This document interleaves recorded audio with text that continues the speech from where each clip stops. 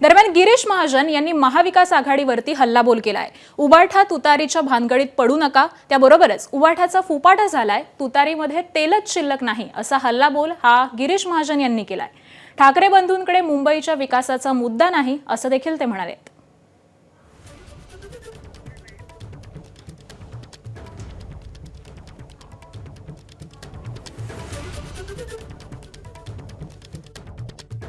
या भानगडीत पडू नका, कुठे तुतारी वाजवायची का कुठे मशाल घ्यायची, काय भानगडीत पडू नका।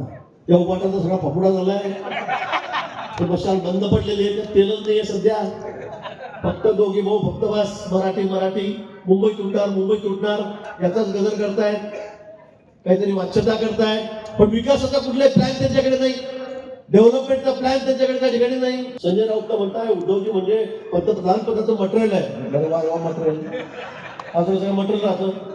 2.5 वर्षामध्ये एक दिवस घराच्या बाहेर पडत नाही, लोक मरतायत आणि हे मटेरियल पंतप्रधान पदाचं म्हणजे काय विना देशाचं। एबीपी माझा, उघडा डोळे बघा नीट।